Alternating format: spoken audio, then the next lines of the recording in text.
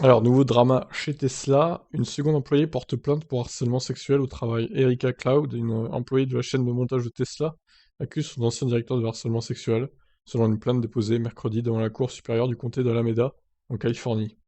Ces dernières semaines, deux affaires d'agression sexuelle impliquant des employés de Tesla ont été portées devant les tribunaux. Les deux actions en justice allèguent que l'environnement de travail de l'usine américaine de Tesla est hostile aux femmes. Donc Erika Cloud a déposé cette semaine une plainte devant la Cour supérieure. Elle a notamment déclaré que son supérieur l'avait serré dans ses bras et massé tout en lui faisant des remarques grossières et suggestives.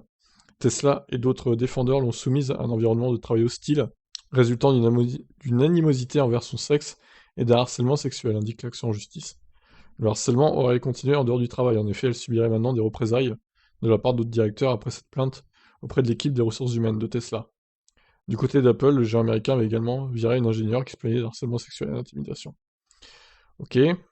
Les accusations d'Erika Cloud surviennent seulement quelques semaines seulement après que Jessica Barazza, une associée de production, a tenté une action en justice contre le constructeur de véhicules électriques, alléguant un harcèlement sexuel généralisé et des conditions cauchemardesques au sein de l'entreprise.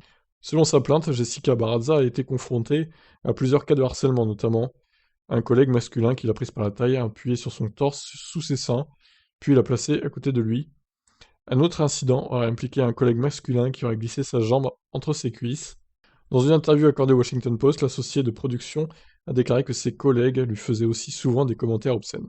Eh ben, ils sont en chien tous ces mecs-là, hein. Pour l'instant, Tesla n'a pas officiellement réagi à ces deux accusations. Il ne s'agit pas des seules plaintes qu'a reçues le constructeur automobile américain.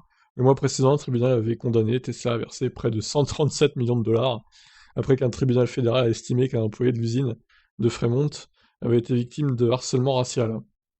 Mais Tesla a fait appel de cette décision. Ouais, 137 millions, bon.